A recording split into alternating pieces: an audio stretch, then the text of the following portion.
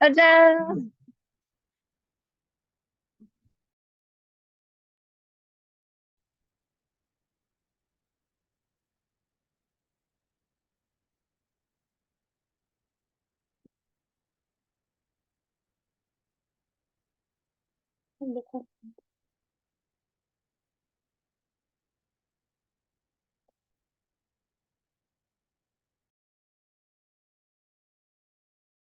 오빠도 영어 있겠네.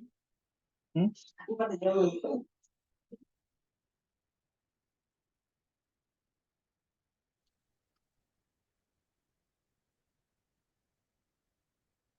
영어.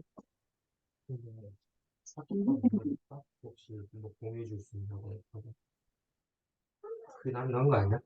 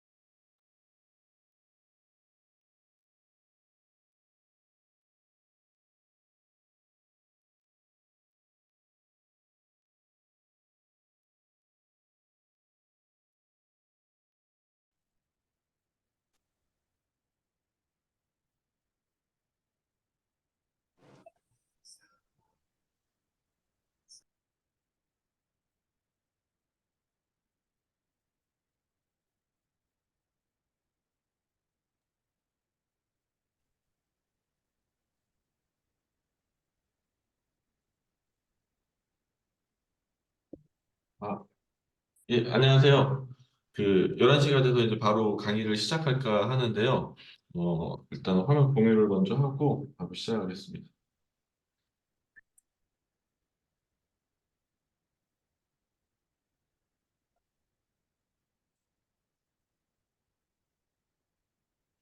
어, 저는 오늘 강의를 하게 된 물리치료사 박상용이라고 하고요.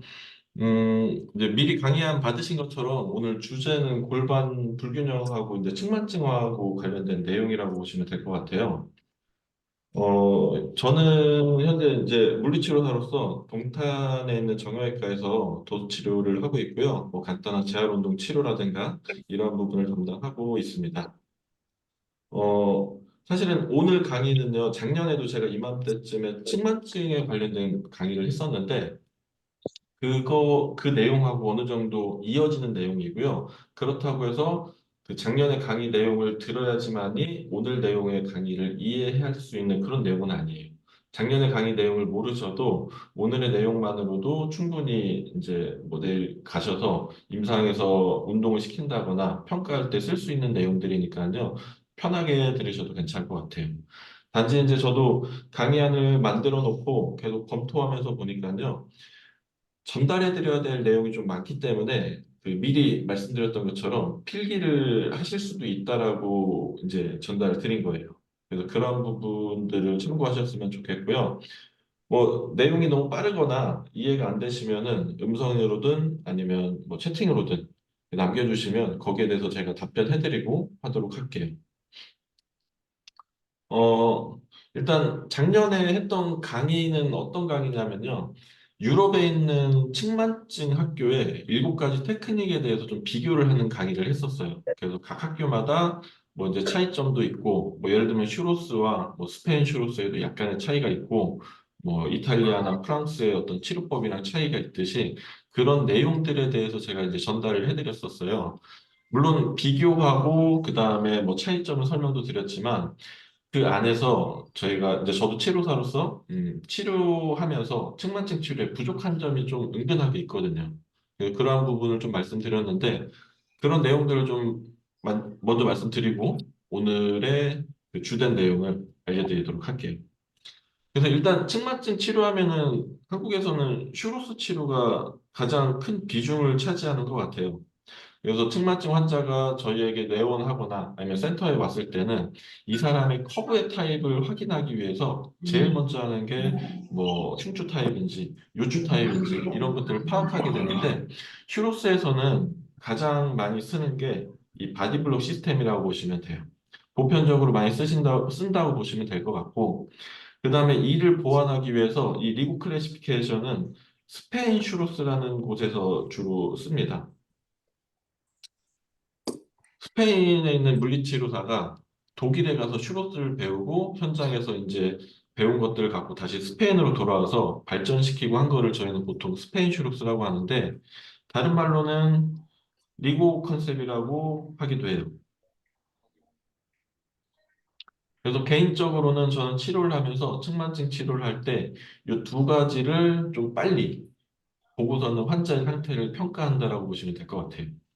그래서 간단하게 한번 살펴볼게요. 바디블록 시스템은 이 사진에서 보시는 것처럼 신체의 각 분절을 나눠 갖고서는 평가를 하는 거예요. 이 첫 번째 있는 그림처럼 정상적인 사람은 척추의 정렬이 이렇게 바르게 되어 있을 때 척추에 엔드플레이트의 선을 긋고 이 분절마다요. 양쪽 끝을 이었을 때 이렇게 직사각형의 모양으로 나오게 돼 있어요.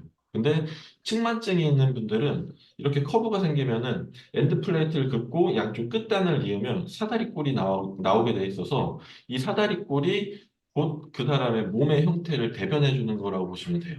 그래서 이 넓은 쪽은 그림에서 보셨을 때 이 두 개는 흉추 타입의 측만증이라고 보시면 되고 이 두 개는 요추 타입의 측만증을 분석하기 위한 하나의 코드? 블록 시스템이라고 보시면 코드 돼요. 있어. 그래서 이 볼록하게 뭐? 되면은 이 넓은 그거 쪽은 누가 사준 앞으로 좀 거야? 빠지려는 내가 샀어. 성질이 있고 그리고 뒤로 돌아가려는 성질이 있어요. 그래서 이 볼록한 쪽의 등 쪽에는 험프라는 게 만들어집니다. 이 모든 그림은 뒤에서 본 모습이라고 보시면 돼요. 계단 올라 신고. 그리고 어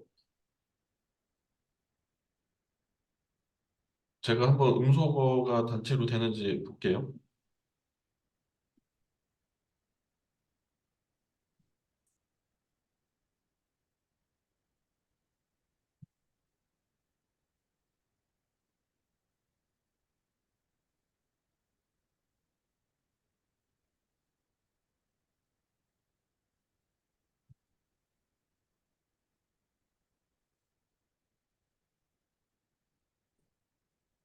잠깐만 제가 화면 공유 좀 네, 화면 공유 좀 풀게요.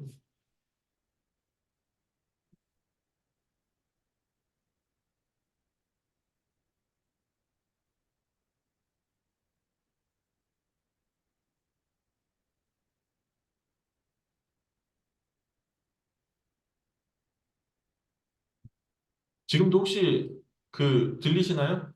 다른 분들 소리요? 지금 화면상으로는 대부분이 다 음소거 상태로 들어가 있거든요. 전부 다요. 혹시 다른 분들 소리가 들어갈까요? 아, 지금 괜찮습니다. 괜찮으세요? 네. 일단 중간에 또 소리가 울리거나 하게 되면요. 한 번 더 말씀을 해 주십시오. 제가 직접 음소거를 할게요. 네. 그래서 이어서 말씀을 드리면요. 이렇게 펌프가 나타나고 그리고 흉추 타입의 측만증 같은 경우에는 골반이 반대쪽으로 빠지는 그런 모습을 보입니다. 이 옆에 있는 요추 타입 같은 경우에는 흉추 타입의 커브가 같이 있을 수도 있지만요. 요추 타입에 이렇게 커브가 있고 그 반대쪽으로 골반이 빠지는 모습을 보이고요. 이러한 모습들에서 저희가 알 수 있는 게 흉추 같은 경우에는 이 볼록한 쪽으로 체중이 다 실려요. 흉추의 볼록한 쪽으로요. 그래서 이렇게 플러스 표시가 되어 있는 거고 요추 같은 경우에는 요추의 볼록면 쪽으로 체중이 실리게 되어 있습니다. 이쪽으로요.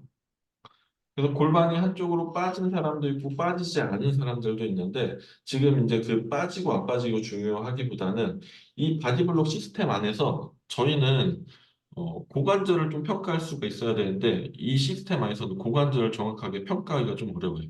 한마디로 이 고관절이 내회전되어 있는지 외회전되어 있는지 그런 것들을 알기가 어려운 상태에 있게 됩니다.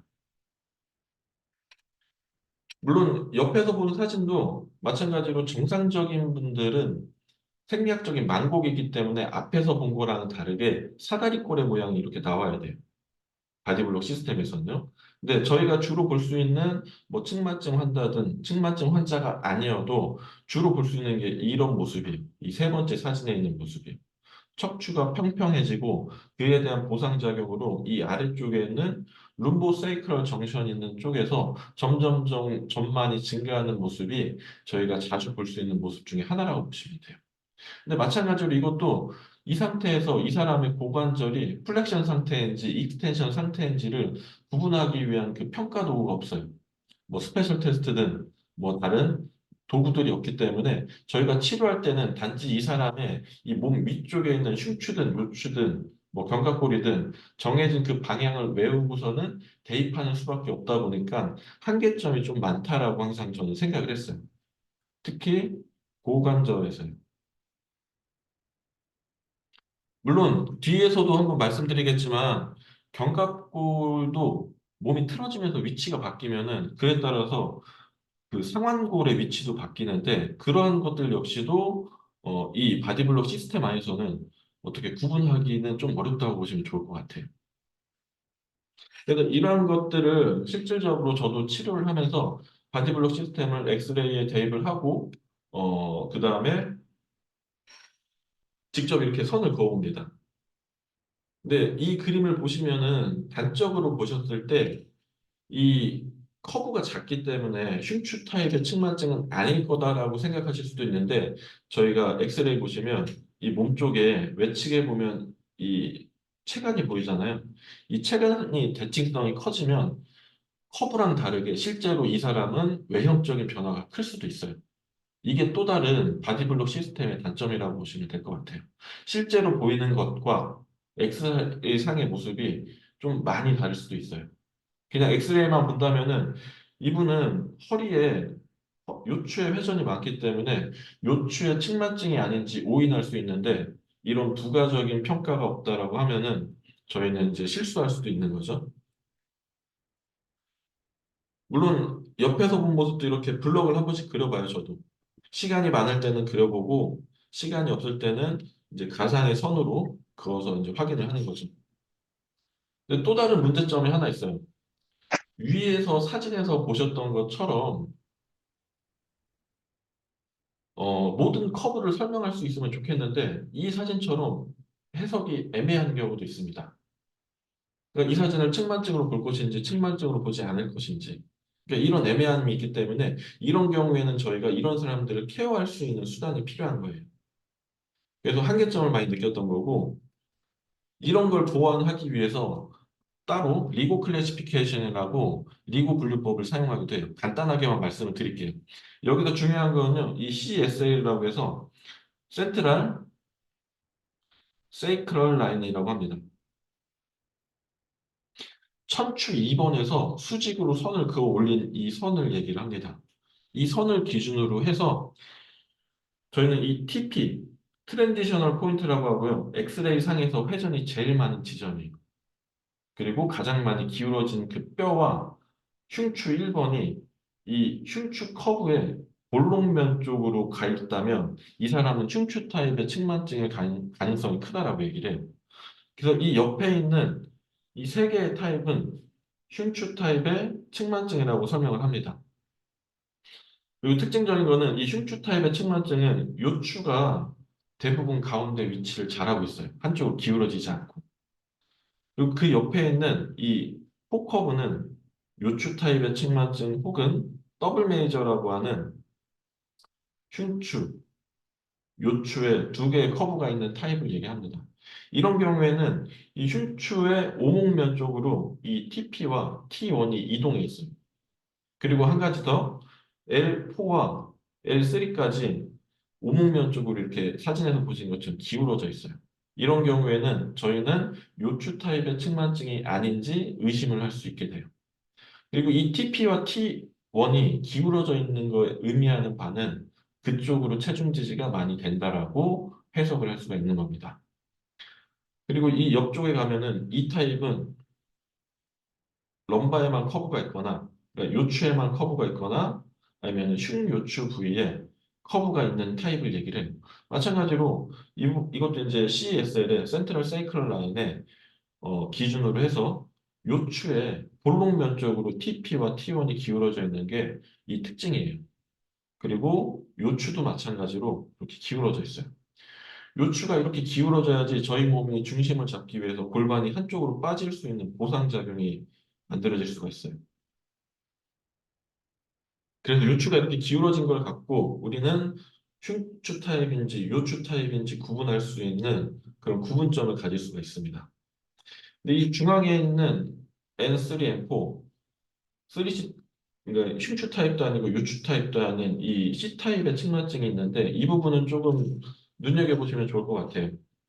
흉추 타입이나 유추 타입이나 전부 다 어느 한쪽으로 TP나 T1이 기울어져 있는데 이 C 타입 같은 경우에는 센트럴 세이크럴 라인 쪽에 TP와 T1이 중앙에 위치를 합니다. 이런 경우에는 다리 길이의 차이가 있는 건 아닌지 뼈의 길이가 차이가 있는 건 아닌지 의심해 봐야 된다라는 의미로 받아들이셔야 돼요. 그래서 이런 경우라면 저희는 인솔 같은 거를 많이 고민을 해봐야 되는 거죠. 다리 뼈 길이를 맞춰주기 위해서. 하지만 이 타입을 제외하고 나머지 타입에서는 인솔의 사용은 정말 신중하게 고민하셔야 돼요. 그 이유도 뒤에서 좀 말씀드릴게요.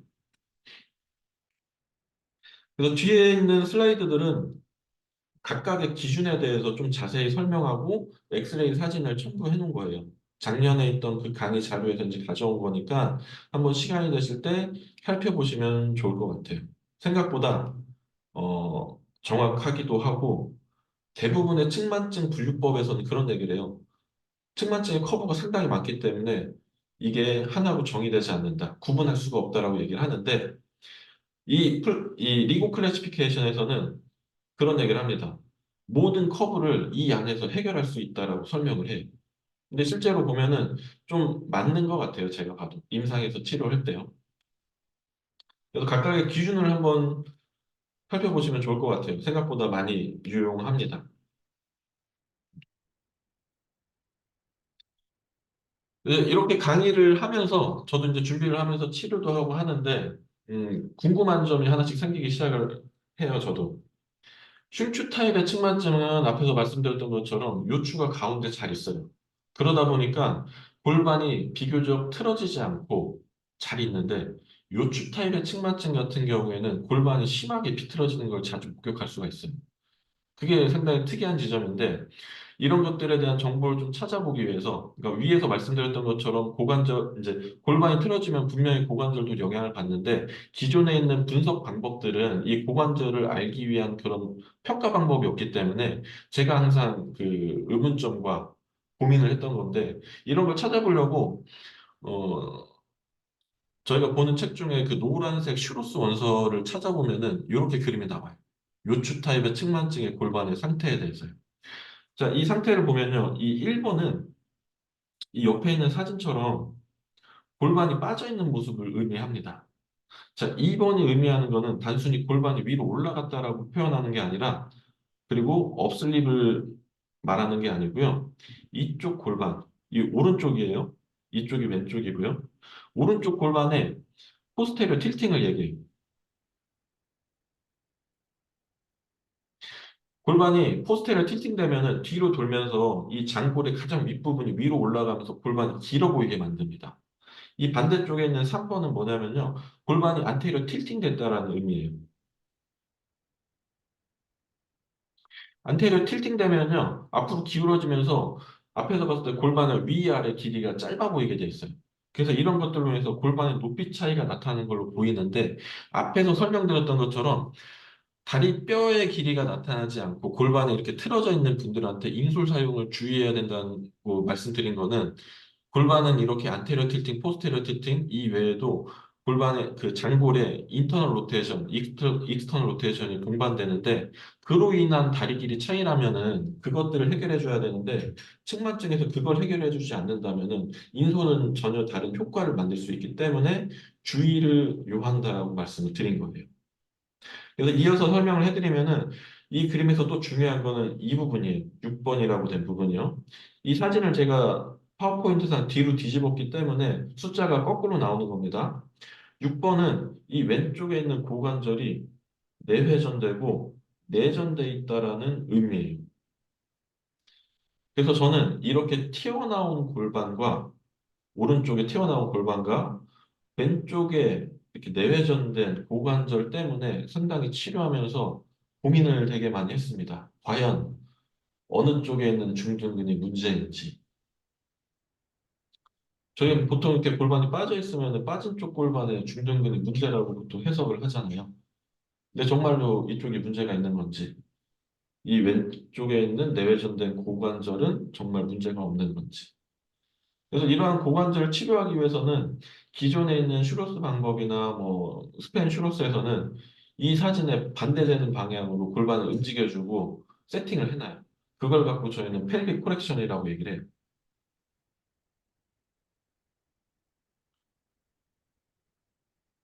자, 골반을 안으로 밀어 넣어주고요. 내회전된 다리는 외회전, 외전시키는 겁니다. 자, 내려간 골반은 위로 올려준다라고 표현을 해요. 이거 역시도 이제 속으시면 안 됩니다. 저희는 아까 말씀드렸지만 안테리어 틸팅 된 거를 포스테리어 틸팅 시키는 그런 의미로 받아들이셔야 돼요.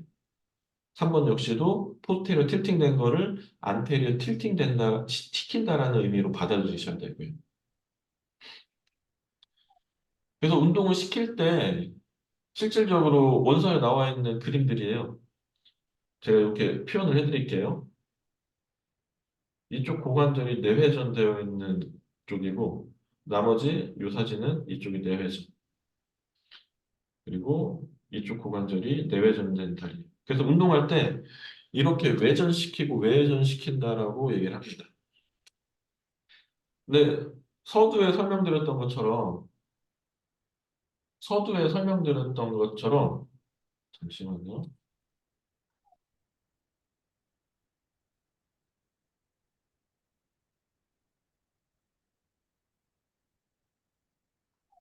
서두에 설명드렸던 것처럼 오른쪽에 오른쪽으로 빠져 있는 골반의 중둔근과 왼쪽에 내회전된 중둔근은 분명히 달리 평가돼야 되고 뭔가 해석이 필요하기 때문에 부가적인 자료를 좀 찾아봤거든요.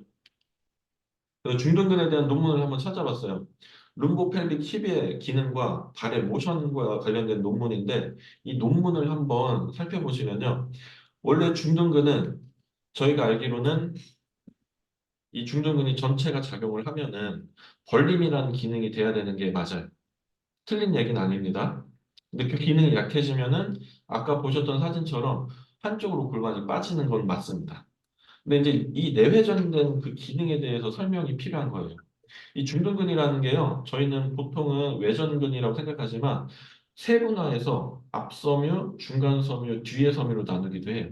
이 앞에 있는 섬유는 고관절의 플렉션과 인터널 로테이션을 보조하는 역할을 합니다. 한마디로 이 섬유가 다른 인터널 로테이터와 강하게 작동을 하기 시작하면은 그쪽 고관절은 내외전된다라고 평가를 할 수가 있는 거예요.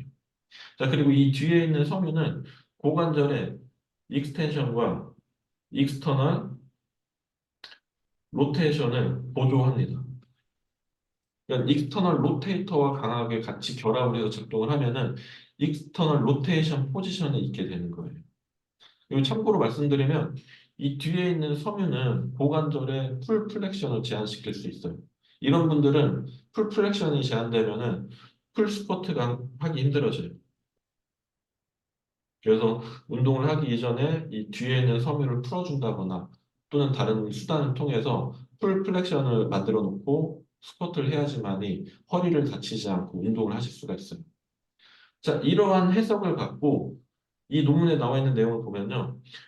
정상적인 사람은 이렇게 한 발로 섰을 때 이 무게중심이 두 번째 발가락에 떨어지게 된다라고 얘기를 해요. 하지만 그 중둔근이 약해지게 되면요. 이렇게 내전된 상태로 서 있게 된다라고 설명을 하고 있습니다. 앞에 있는 설명하고 연결시켜서 보면요. 아, 그렇다면은 앞에서 우리가 봤던 그림은 내회전된 왼쪽 고관절은 중둔근이 약한 건 아닌지 의심을 할 수 있게 되는 거죠. 그래서 저희가 해석할 때는요. 빠진 엉덩이 그리고 내회전된 고관절 둘 다 중둔근의 역할로 평가를 할 수가 있어야 합니다. 그래서 이러한 부분을 어떻게 평가하냐면요. 자, 1번 오른쪽에 빠진 엉덩이, 빠진 힙. 이 부분은 우리 전두면에서 중두근이 약해져서 나타난 결과라고 보셔야 되고요. 2번, 왼쪽에 내회전된 고관절은요, 횡단면이죠. 저희 몸을 횡단면에서 봤을 때 약해져서 나타난 결과라고 두 개를 달리 해석하셔야 합니다. 이렇게 해야지만이 저희가 골반을 조절할 수 있고 조율할 수 있게 됩니다. 물론 이거는 뒤에 나올 내용의 아주 일부분에 속한다고 보시면 되고요. 중둔근을 단지 저희는 에이비덕션의 기능만 보시면 안 되고 앞뒤 섬유에 따라서 인터널 로테이션, 익스터널 로테이션을 보조하기 때문에 그러한 것들이 고관절이 내외전 상태, 외회전 상태를 만들 수 있다라고 꼭 같이 기억을 하셨으면 좋겠습니다. 나머지 세지탈 플레인에서 골반의 움직임을 조절할 수 있는 건 시상면에서 우리 몸을 안테리어 틸팅시키고 포스테리어 틸팅시킬 수 있는 근육은 햄스트링과 글루테우스 맥시무스의 기능이 상당히 중요합니다. 이 부분도 뒤에서 말씀드릴게요. 그리고 한 가지 더 말씀드리면 작년에 했던 강의에서 폴란드의 측만증 치료가 있어요. 피츠라고요. 이 측만증 치료는 간단하게 말씀드리면 현존하는 물리치료적인 방법 또는 다른 도수치료적인 방법들을 총망라해서 환자를 치료하는 건데 되게 특이한 점은 이 그림에서 보는 것처럼 어떤 하나의 정해진 패턴에 따라서 밴드를 이제 묶어놓고 저항을 주고 그 상태에서 운동시켜요. 이 사진 보면은 이쪽 고관절은 왼쪽은 내회전된 거죠. 이쪽 고관절은요, 이 벽을 밀면서 어, 글루테우스 맥시무스를 작동을 같이 시켜요. 이 팔은 외회전 시킨 거고요. 이쪽 팔은 플렉션을 시킨 거예요. 대략적으로 위에 있는 내용을 좀 이해를 하면 이 사람들이 무엇을 의도하는지는 알 수 있으나 왜 이 옆에 구석에 있는 사진이랑은 또 다른지 이걸 좀 궁금해서 이 사람들한테 이제 메일을 보내봤는데 뭐 답변을 오기로는 올해 4월에 이제 강의가 시작되니 중국에서 강의를 들어라 이런 얘기를 하더라고요. 그래서 굳이 그 강의를 듣기보다는 조금 더 찾아보자 해서 이제 오늘의 강의에 이르게 된 겁니다. 그래서 오늘 말씀드릴 내용이 앞에 있는 부분을 해결하고 그리고 그 외에도 골반에 문제가 있는 분들을 조금 더 손쉽게 편하게 치료하고자 내용이 구성됐고요. 혹시 앞에 있는 내용 중에서 궁금하시거나 좀 어려운 부분이 있으세요?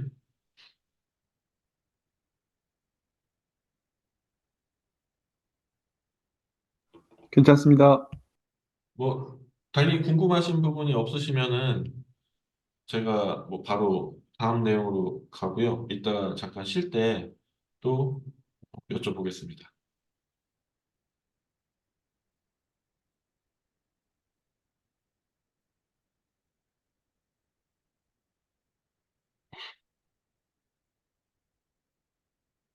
어, 그래서 오늘의 강의 내용은 이런 부분들이에요.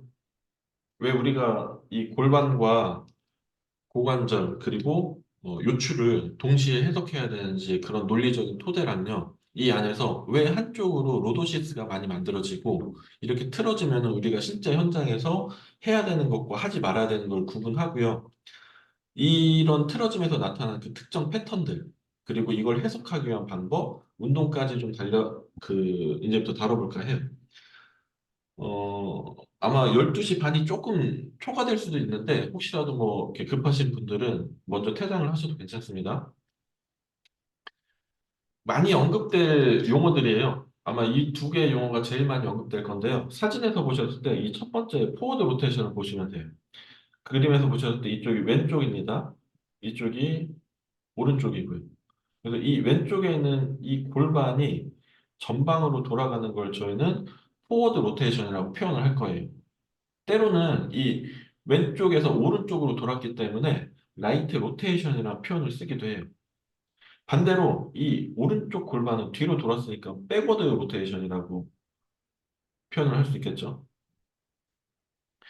그래서 골반은 한쪽이 움직이면 그 반대쪽에 있는 골반은 전혀 반대되는 그런 모션으로 나타나기 때문에 항상 두 개를 동시에 고려하셔야 돼요. 자, 그리고 옆에는 안테리어 틸팅은 많이 사용하셔서 아실 거라고 생각이 들어요. 전방경사. 뒤로 돌면은 후방경사가 되죠. 포스테리어 틸팅. 근데 저희는 오늘 왼쪽은 전방경사, 오른쪽은 후방경사. 이렇게 양쪽을 달리 구분지어서 생각해 볼 겁니다. 그래서 이 두 용어를 자주 언급드릴 건데, 혹시라도 혼용해서 사용하는 거에 대해서 복잡하시면 꼭 얘기를 해 주십시오. 럼바와 이 아래에 있는 골반과 요추와 골반과 고관절은 단순히 그림에서 보는 것처럼 연속성으로만 이렇게 이루어져 있는 건 아니에요. 이렇게 구조적으로 연결되어 있기 때문에 어느 한 군데에서 일어난 움직임은 바로 아래쪽에 있는 분절에 또 다른 움직임을 유발하고요. 또 그 아래쪽에 또 다른 움직임을 유발해요. 특히나 이 세 개의 룸보펠빅 컴플렉스는 동시에 움직이는 관절이기 때문에 주의 깊게 파악을 하셔야 돼요. 그래서 제일 먼저 우리가 옆에서 봤을 때 모습을 볼게요. 자, 이쪽이 앞이고요. 이쪽이 뒤에요. 자, 골반을 이렇게 삼각형으로 제가 표시해 볼게요. 고관절, 럼바. 그래서 이게 전방경사 되면요.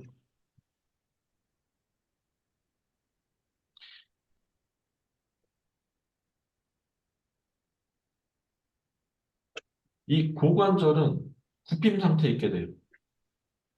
플렉션 포지션에 있게 돼 있고 전만의 각도는 증가합니다. 이와 반대로 후방경사가 되면요. 고관절은 평상태, 익스텐션 포지션에 있게 되고 럼바는 전만의 각도가 줄어들어요. 여기에 따라서 근육을 대입하면 돼요, 저희는. 물론 굽힘 상태가 되면은 저희가 알고 있는 소아스가 자꾸 쇼트닝이 오기 시작을 해요. 햄스트링과 글루테우스 맥시무스는 자꾸 늘어나려고 합니다.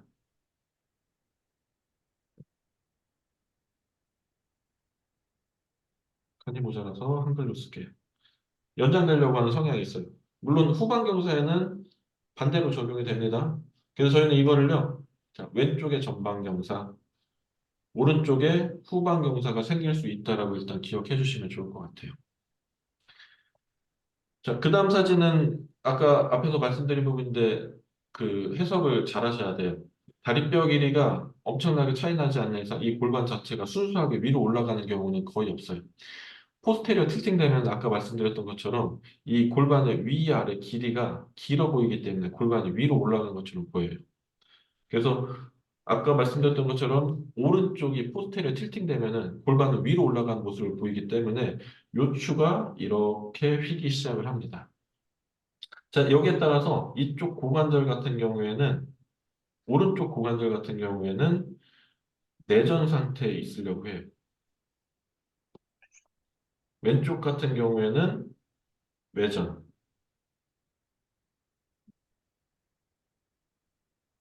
벌림 상태에 있으려고 합니다. 이쪽은 모음. 당연히 이 아래에 있는 세이크럼도 한쪽으로 기울어지기 시작해요. 근데 세이크럼은 이렇게 기울어지기보다는 3차원적으로 사선의 축을 갖고 있기 때문에 이런 모습이 이루어지기보다는 꼬리뼈가 약간 뒤에서 봤을 때 한쪽을 향하는, 왼쪽을 향하는 모습으로 나타나게 돼요.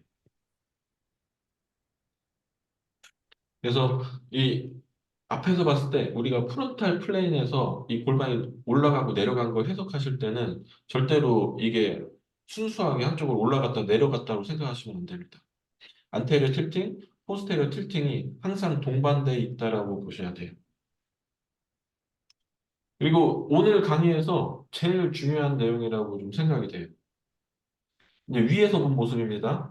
이쪽이 좌측, 이쪽이 우측이 돼요. 아까 말씀드렸던 이제 펠빅의 로테이션에 대해서 설명드릴 거예요. 저희가 체중을 지지한 상태에서 이 좌측에 있는 골반이 앞쪽으로 돌아요. 포워드 로테이션이 발생되게 되면요. 좌측에 있는 고관절은 뇌회전이 됩니다.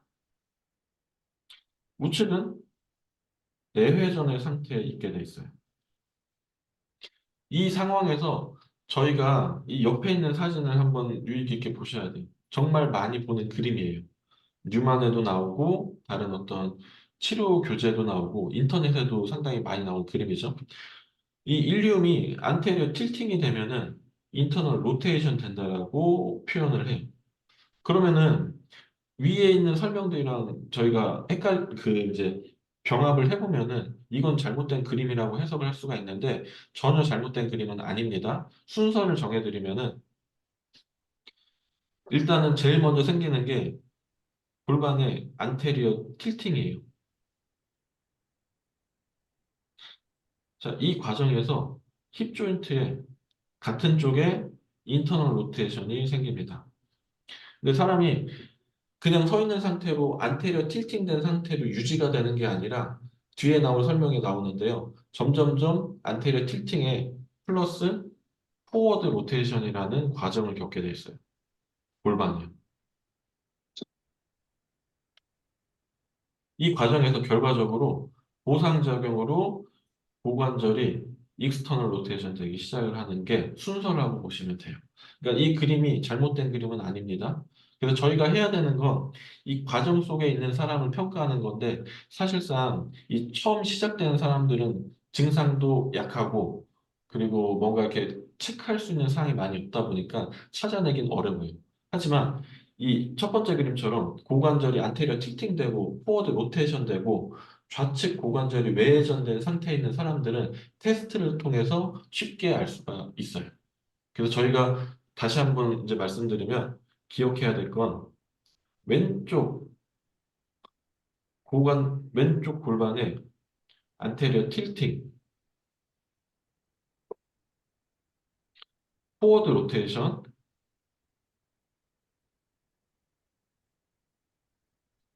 그리고 고관절의 익스터널 로테이션을 하나의 세트로 기억해 주시면 좋을 것 같아요.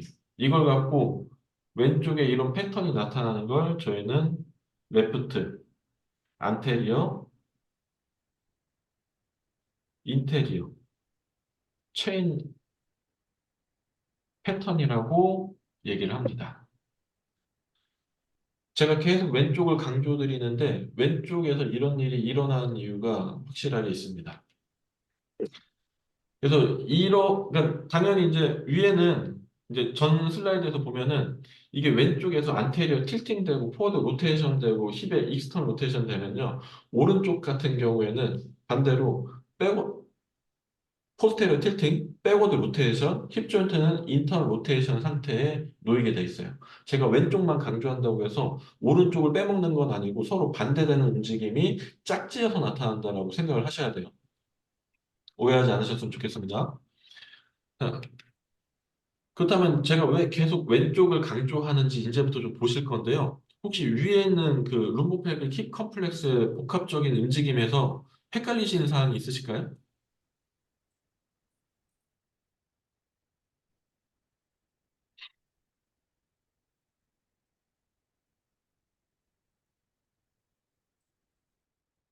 제가 중간중간 음소거 좀 하겠습니다.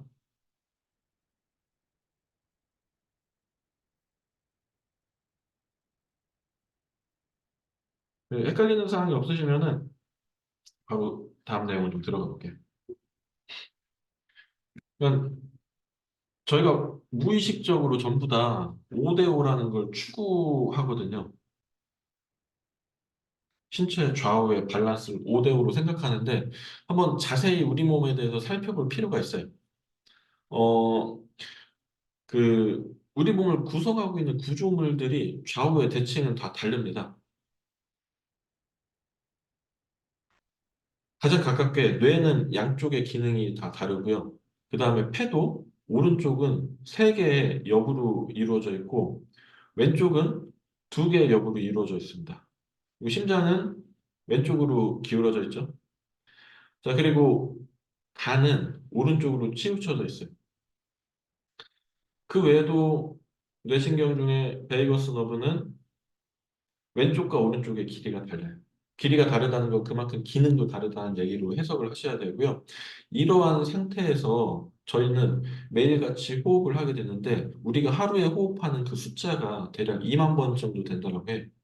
근데 우리가 호흡을 하기 위해서 가장 중요하게 해석되는 그 구조물이 횡격막입니다. 그래서 횡격막의 움직임과 관련된 용어를 제가 설명하지는 않고 해부학적인 것과 이게 과연 왜 왼쪽에 전만을 만들어내는지에 대해서 설명을 좀 드려볼게요. 오른쪽은 횡격막이 이렇게 도매 모양을 하고 있어요. 왼쪽은 상대적으로 평평합니다. 그리고 오른쪽에 있는 횡격막의 이 텐더는 크루라는 오른쪽은 요추에 1번부터 3번까지 부착을 하고 있어요. 자, 왼쪽 같은 경우에는 요추 1번에서 2번까지 부착을 합니다. 부착의 위치가 달라요. 이 부착의 위치가 다르다는 거는 그리고 더 많이 부착하고 있다는 거는 더 큰 수축력을 낼 수 있다는 얘기예요. 그래서 오른쪽 같은 경우에는 이 횡격막이 더 아래로 강하게 수축할 수 있다라고 해석을 하시고 왼쪽 같은 경우에는 그에 비해서 좀 덜 수축할 수 있다라고 비대칭을 이해하시면 돼요. 근데 이 횡격막은 이 아래쪽에 있는 립하고 서로 부착된 상태에 있어요. 그래서 숨을 들이마시고 내뱉을 때마다 이 로어 립이 같이 움직이는데 아래로 당겨주는 그 힘이 약하다 보니까 왼쪽은 숨 쉴 때마다 옆에서 봤을 때 이 로어 립이 뜨게 돼 있어요. 자꾸 위로 이렇게 떠요. 숨 들이마시고 할 때마다요. 그게 반복이 되면은 그 결과로 저희가 흔히 볼 수 있는 게 이 모습이에요. 환자를 많이 치료하거나 누운 상태에서 보시는 분들은 이 왼쪽에 있는 립이 왜 튀어나와 있는지 한 번쯤은 고민을 해보셨을 거예요. 이게 횡격막이 갖고 있는 그 해부학적인 특징 때문에 이쪽에는 립이 뜨는 거라고 보시면 돼요. 이게 앞으로 자꾸 밀고 나가고 그 다음에 반대쪽으로 회전력이 생기니까 몸은 돌기 시작하고 그것 때문에 몸이 틀어지기 시작하는 거라고 하나의 가능성으로 생각하시면 되고요.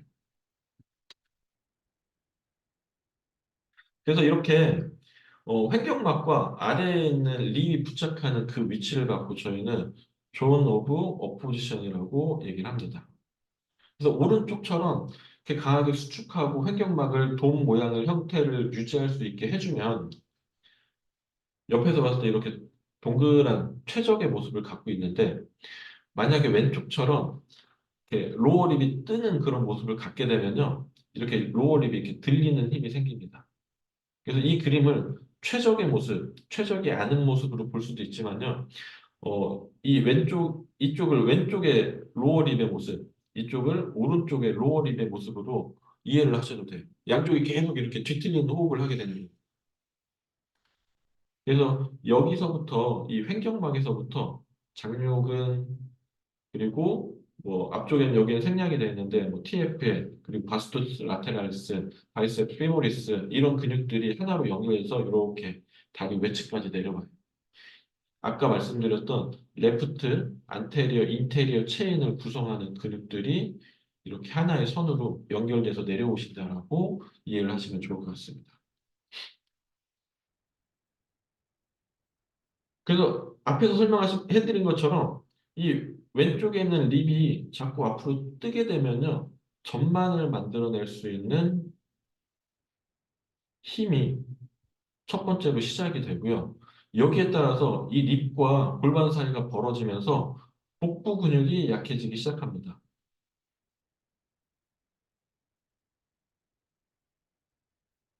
근데 공교롭게도요, 이 아까 이제 횡격막이 부착하고 있는 그 바로 아래에는 소아스라는 근육이 있어요. 전반이 시작되고 복부 근육이 약해지면서 전방 경사가 시작되고요.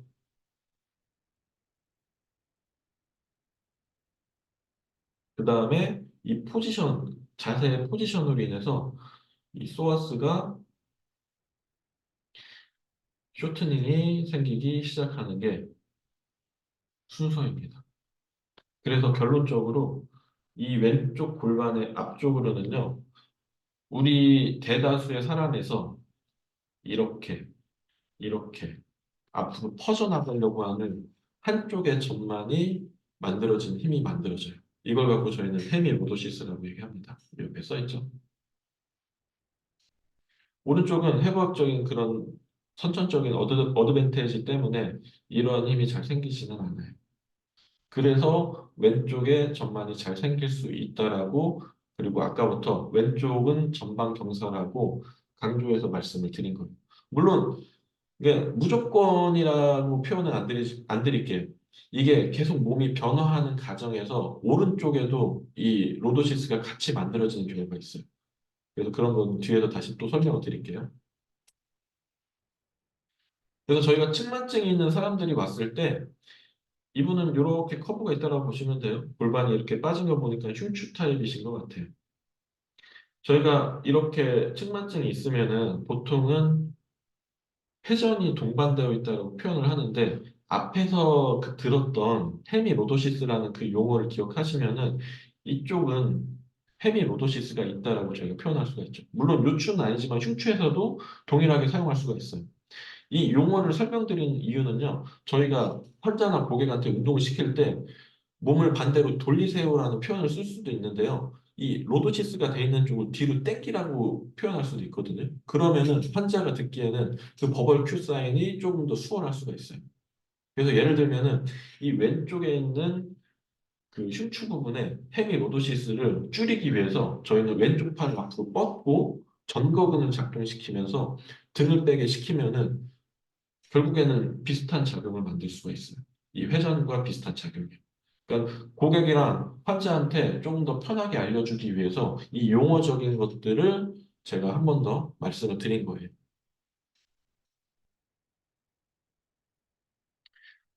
그리고 이 부분은 원래 이제 오늘 골반에 대해서 주로 이제 다루려고 강의안을 만들었었는데 이렇게 만들다 보니까 위쪽에 있는 것도 어느 정도 말씀을 드리면 좋을 것 같아요.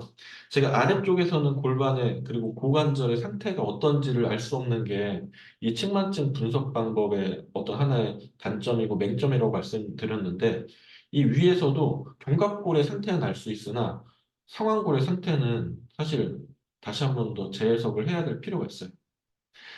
자, 여기 있는 그림을 좀 말씀드릴게요.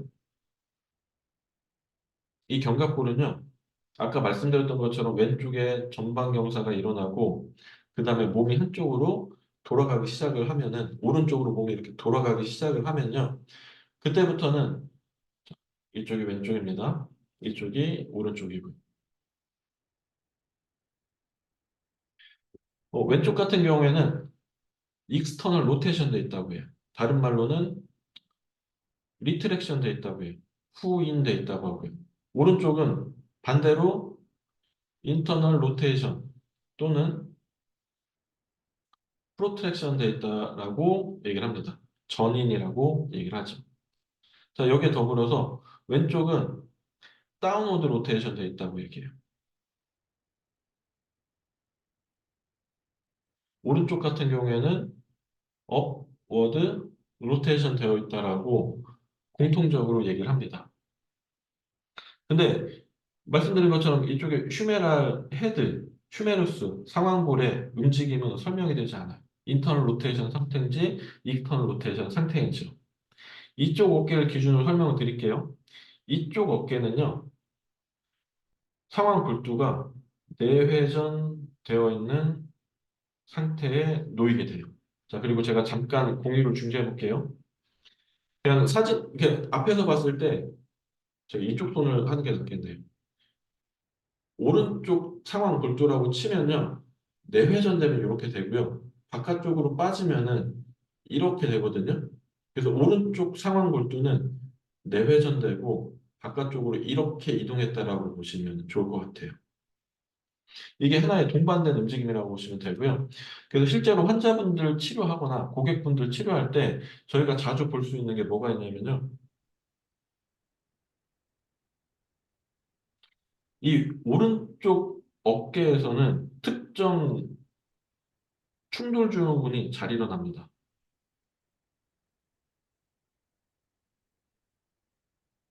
아시겠지만 충돌 증후군의 종류는 보통 두 가지로 표현합니다.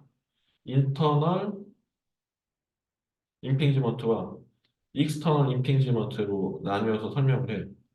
인터널 임핑지먼트는 저희가 알다시피 그 견봉하 공간에서 극산근이 부딪히는 거를 익스터널 임핑지먼트라고 얘기를 하고요. 글레노이드 라브로메라고 해서 관절과 순이 상완골두에 서 씹히는 거를 저희는 인터널 임핑지라고 얘기를 해요. 그 인터널 임핑지가 이 안에서 잘 생겨요. 이 원인은 보통 전통적인 재활의 관점에서 말씀드리면 GH 조인트에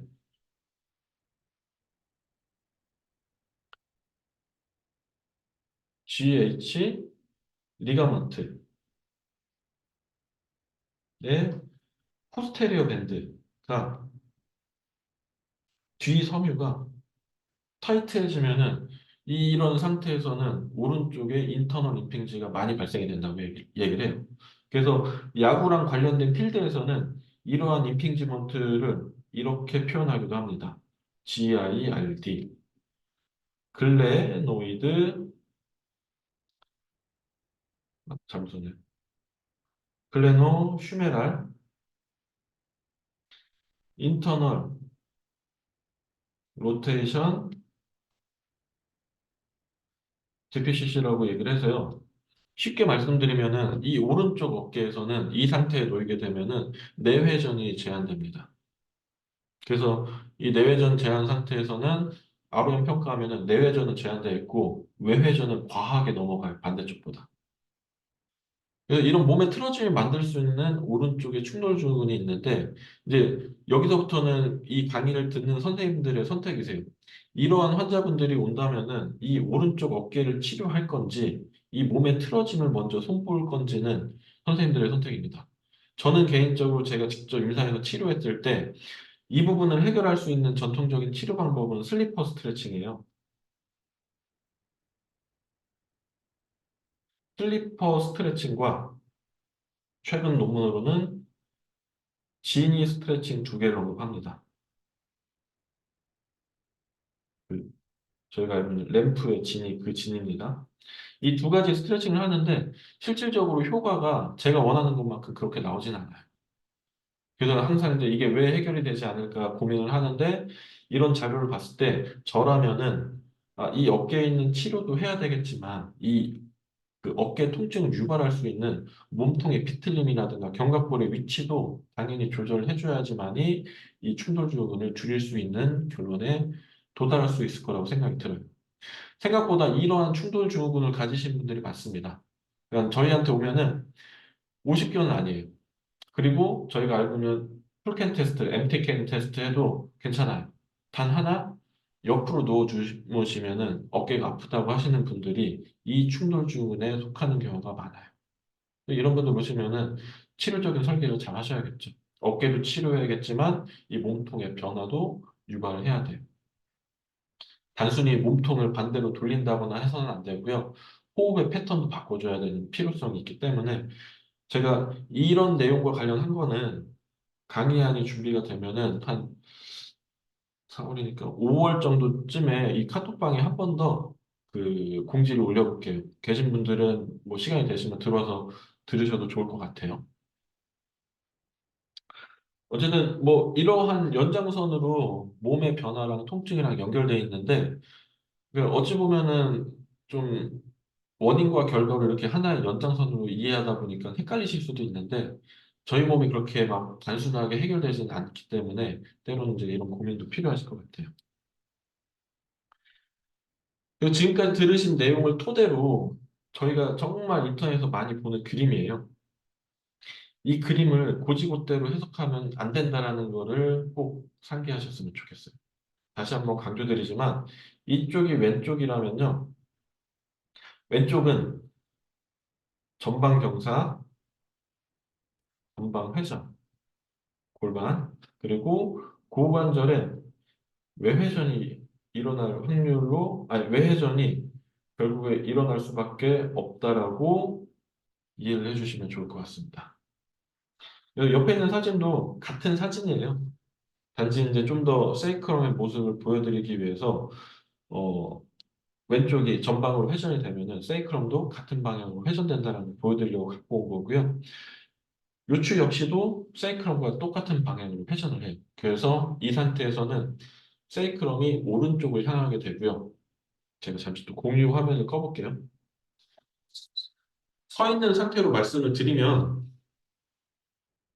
골반이 이렇게 한쪽으로 돌아가면요. 몸통도 따라서 돌아가게 되어 있습니다. 자, 그리고 그 상태에서 끝나는 게 아니고 어깨는 기본적으로 오른쪽이 점점점 이렇게 내려가는 모습으로 가게 돼 있고 여기에서 우리가 호흡을 어느 쪽으로 더 원활하게 하느냐에 따라서 어깨 높이는 좌우가 달라지는데 그에 대한 변수는 그 위쪽에서 해석해야 되기 때문에 이거는 아까 말씀드린 것처럼 다음 재능 기부 강의 때 말씀을 드리도록 할게요.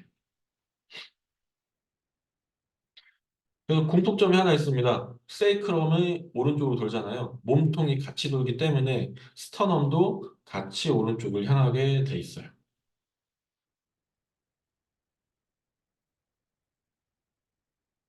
그래서 어디선가 이런 그림을 보신다면은 조금 더 생각의 유연성을 가지고 이 그림을 고지고대로 믿지는 마시고 어, 앞서 말씀드렸던 것처럼 하나의 사람의 몸이 고관절을 예로 들게요. 변화하는 이 연장선 상에 어딘가에 있다라고 이해를 해주시는 게 좀 더 나으실 것 같아요.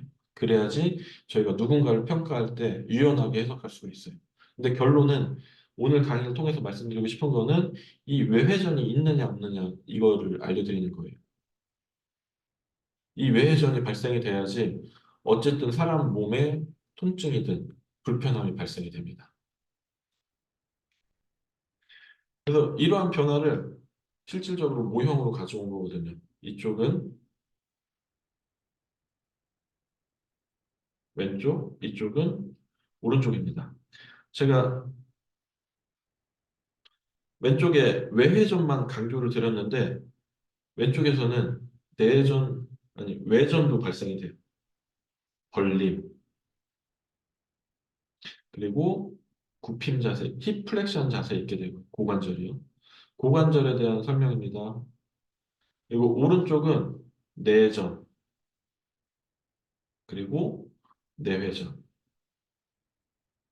그리고 신전 자세 있게 돼 있어요. 그래서 이런 부분을 다시 한 번 더 강조드리려고 슬라이드를 갖고 왔어요.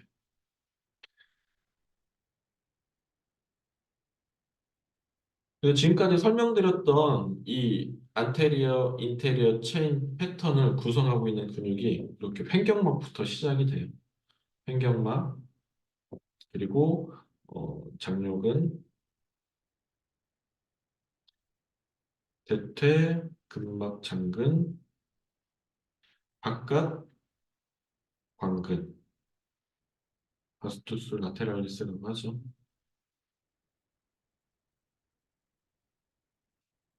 그리고 햄스트링 중에 바이셉스, 필모리스까지, 외측에 있는 대퇴 이두근까지.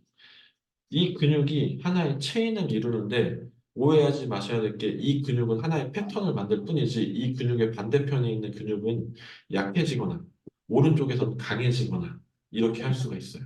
그러니까는 이건 하나의 체인이라고만 이해를 해주시고 이 외에도 이 변화에 다른 근육들도 동원될 수 있다라고 이해를 해주세요. 예를 들면 어덕터를 말씀드려 볼게요. 위에 사진에 보면은 이 오른쪽 고관절은 모음 상태에 있다라고 설명을 드렸죠. 우리가 어덕션 근육은 어덕터 매그너스, 어덕터 브레비스, 어덕터 롱구스 이런 걸 얘기하는데 이 안에서 이 패턴을 만들어내는 근육 중에서 중요한 근육 하나는 어덕터 매그너스가 또 있어요. 이 어덕터 매그너스를 저희가 단순히 내전시키는 근육으로 생각하시면 안 되고요. 옆에서 봤을 때 약간의 이제 우리 프론탈 플랜에서 앞쪽에 있는 근육은 어덕터 매그너스의 그 내전 기능과 함께 외회전의 기능을 갖게 되고요. 이제 몸에 가장 가깝게 붙어 있는 중앙선에 가장 가깝게 붙어 있는 어덕터 매그너스의 하나의 섬유는 내전을 만듭니다. 어덕션과 함께. 같은 근육이더라도 사용이 조금씩 달라진다는 걸 이해해 주셨으면 좋겠어요. 그래서 이 내회전을 만드는 어덕터 매그너스의 그 섬유를 갖고 저희는 미니 햄스트링이라고 얘기를 해요. 또는 네 번째 햄스트링이라고 얘기를 하기도 해요.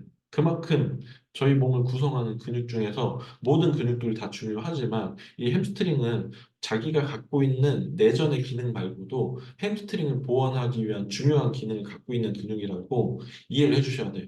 그래서 저희는 내전근 운동을 정말 많이 해야 돼요. 외전근 운동도 선택적으로 해야 되지만 내전근을 정말 잘 운동시켜야지만이 아까 일찍 들어오신 분은 스쿼트가 되지 않는 저희 병원의 선생님 보셨을 텐데 그런 사람들한테 스쿼트를 다시 만들어줄 수가 있어요.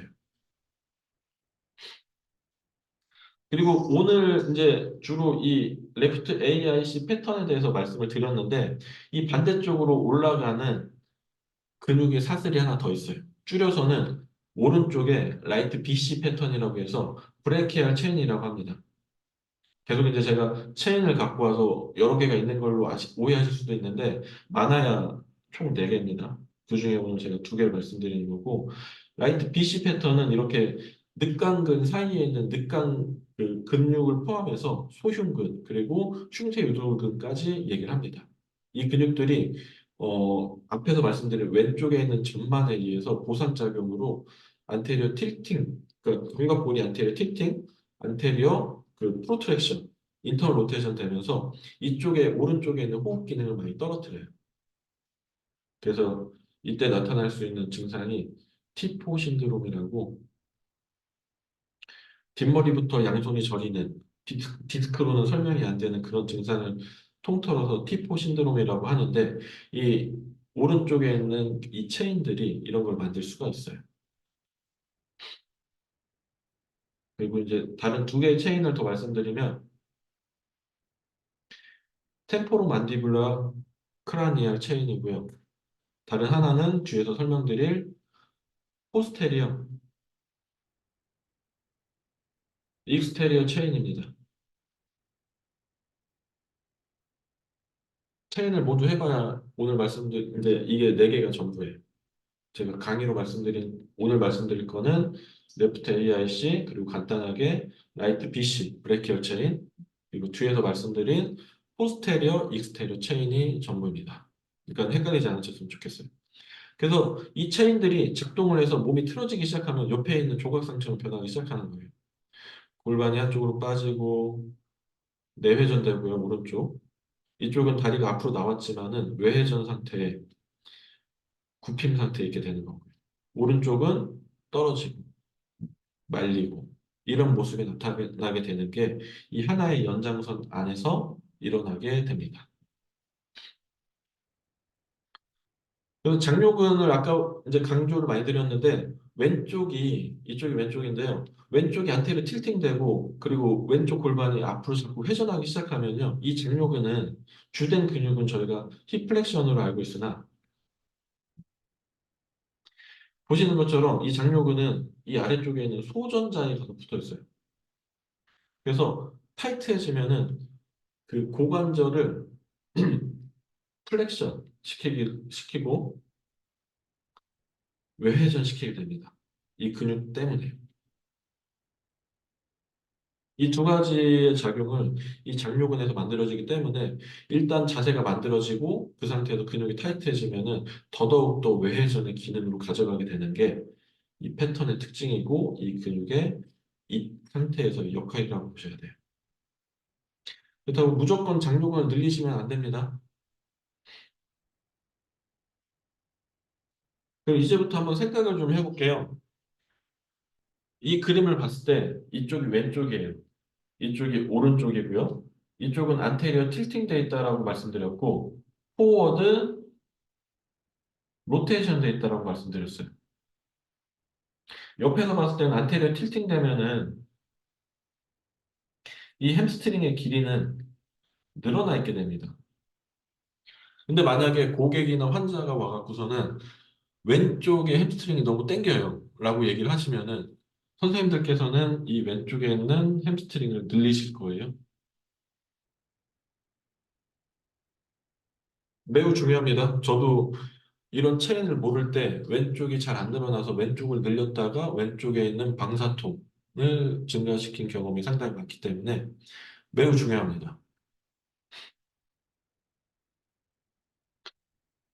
다른 분들의 생각이 궁금하긴 한데요. 혹시 어떤 생각을 갖고 계십니까?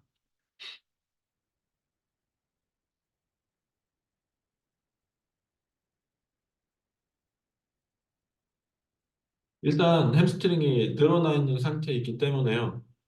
안전을 위해서라면은 늘리기보다는 이 햄스트링을 수축시키는 게 좀 더 낫진 않을까라는 생각을 하게 됩니다. 사진에 보시는 것처럼 오른쪽 같은 경우에는 골반이 포스테리어 틸팅되어 있기 때문에 햄스트링의 길이가 단축되어 있어요. 그래서 오른쪽 같은 경우에는 늘려주는 게 더 좋을 거라고 생각을 할 수가 있습니다.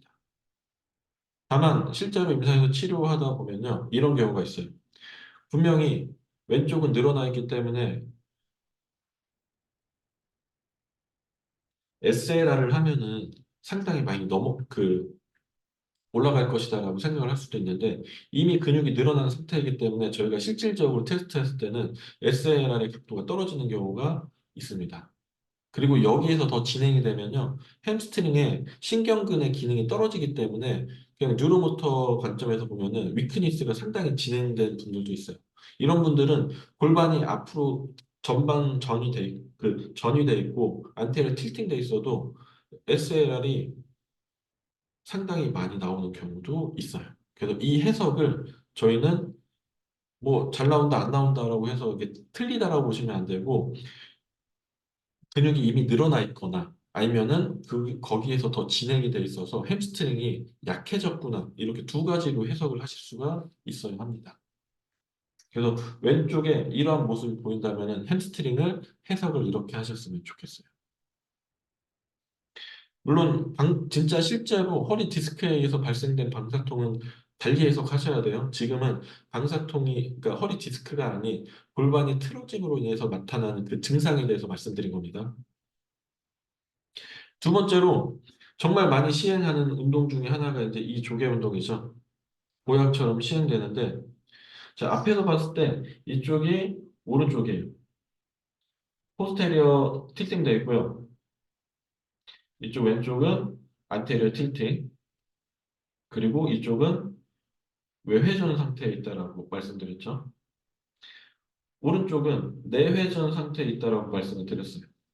그러니까 사진을 기준으로 했을 때 분명히 오른쪽은 내외전 돼 있기 때문에 외회전을 시켜야 되는 게 맞다라고 생각할 수가 있어요. 근데 이 외회전을 시키는 과정에서 나타날 수 있는 문제가 하나 있어요.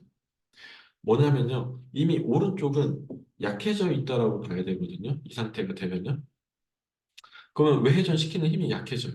그러면 어디서 힘을 가져다 쓰느냐 그때부터 관건인데 그때부터는 이 외회전을 시키기 위해서 클램쉘 운동을 할 때 이 이쪽을 왼쪽이라고 할게요. 이쪽을 오른쪽이라고 하고요.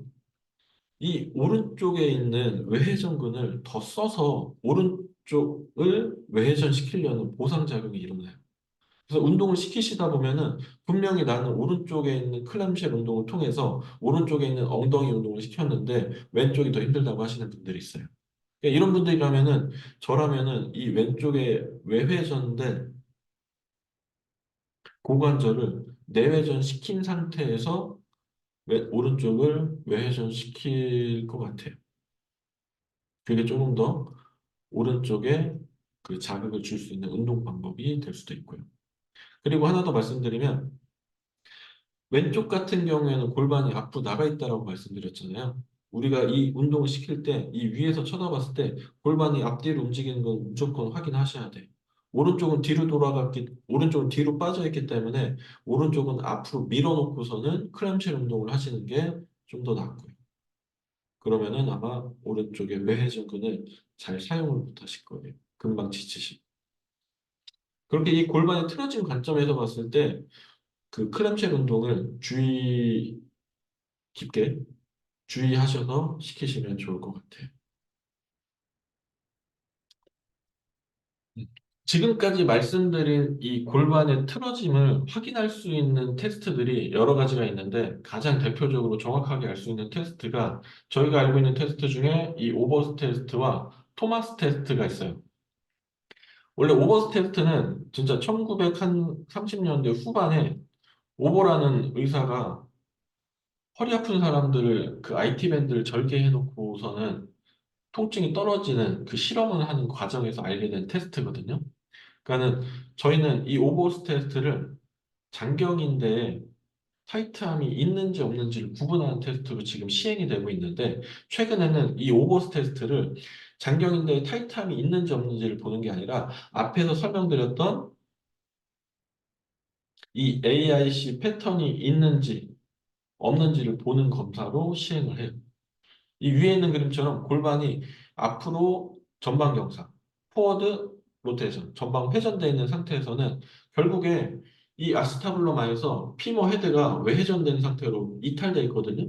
인스테빌리티의 관점으로 바라보면서 이탈되어 있는데 그 상태에서 저희가 오버스테트를 하게 되면은 이 아스타블럼의 이 테두리 죠 테두리를 저희가 림이라고 하는데 이 테두리랑 피머 4개랑 자꾸 부딪히면서 떨어지는 걸 방해해요. 그래서 이 AIC 패턴이 있으면은 오버스테트를 했을 때 포지티브 사인이 나와요. 이게 첫 번째 알아보는 방법이에요. 그래서 이 사람이 이 자세에 의해서 이 골반의 틀어짐에 의해서 이런 모습이 나타나는지를 확인하기 위한 방법이 이 오버스테트를 하면서 약간의 힙 조인트를 인터널 로테이션 시켜보는 거예요. 인터널 로테이션 시켰을 때 이 골반보다 이 무릎이 아래로 떨어진다라고 하면은 이거는 이 골반의 틀어짐 때문에 나타나는 모습이라고 보시면 돼요. 만약에 떨어지지 않는다. 그러면 저희는 어쨌든 포지티브 사인으로 간주를 하는 거죠. 그래서 제가 직접 이제 이 테스트를 하는 거를 영상을 찍어 왔는데 그걸 먼저 좀 볼게요. 아까 이제 처음에 들어오셨던 분은 보셨을 거예요. 그 저희 병원의 스코트가 되지 않는 선생님인데 이분을 테스트하는 거예요. 양쪽 다 했습니다. 이거는요.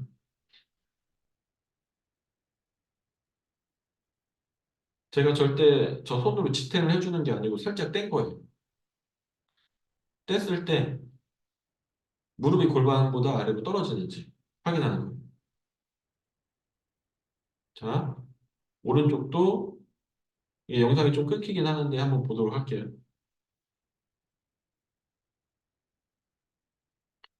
이렇게 놨을 때 골반이 떨어지는지 확인하는 거예요.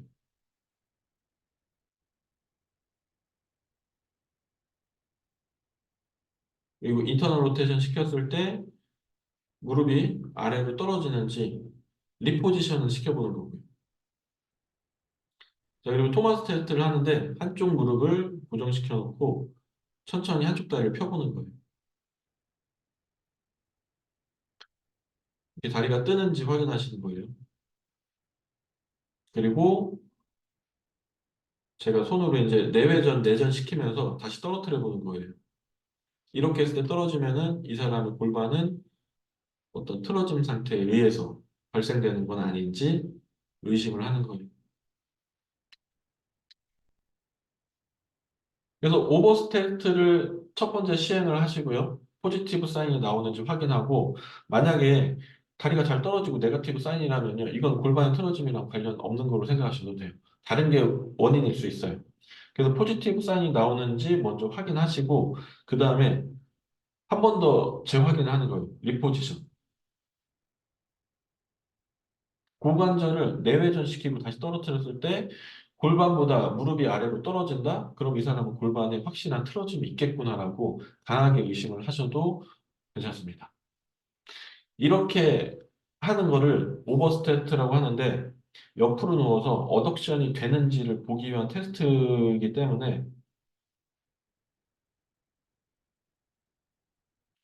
어덕션 드롭 테스트라고 부르기도 해요. 줄여서 ADT라고 얘기를 하기도 합니다. 그리고 나서 그 다음에 토마스 테스트를 하는 거예요. 아까 보셨던 것처럼 한쪽 다리를 떨어뜨리는 거예요. 그 문제가 있는 골반의 다리요. 왼쪽이 되겠죠, 주로. 왼쪽에 다리를 떨어뜨릴 때 저희는 결과는 어쨌든 두 개로 나올 수 있습니다. 다리가 뜨는 포지티브 사인이 나오고 다리가 그냥 쑥 떨어지는 네거티브 사인이 나와요. 리포지션을 하지 않았을 때.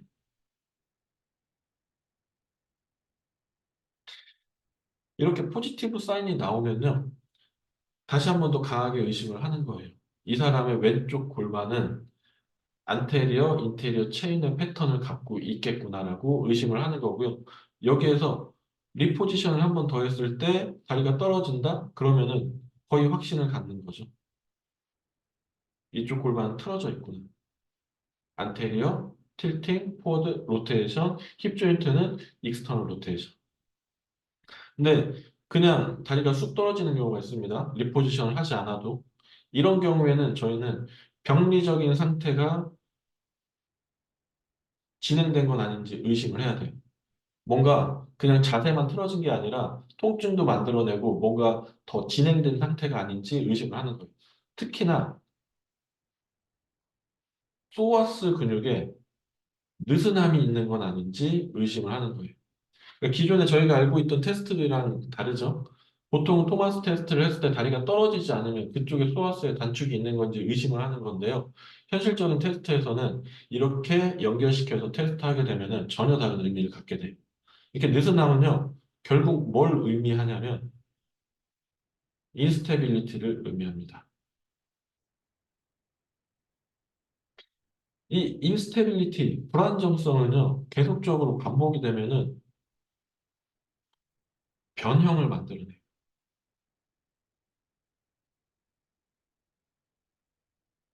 이게 반복이 되면은 퇴행성 변화를 또 만들어내요. 그래서 이렇게 다리가 떨어진다라고 하면은 저희는 더 좋지 않구나로 해석을 하셔야 합니다. 그래서 이렇게 테스트를 진행을 하는 거예요. 이렇게 하면은 왼쪽에 지금까지 말씀드렸던 안테리어, 인테리어 체인에 문제가 있는지 없는지를 확인할 수 있는 그런 수단이 됩니다. 그래서 이런 영상을 한번 더 다시 봐볼게요. 근데 제가 이 선생님의 양쪽을 다 이렇게 테스트한 이유가 있거든요. 앞에서 말씀드린 거는 왼쪽에서 이 테스트가 양성이 나올 수 있다라는 방향으로 설명을 드렸는데 이 선생님 보시면 지금 보시는 것처럼 무릎이 오른쪽도 안 떨어지고 왼쪽도 안 떨어져요.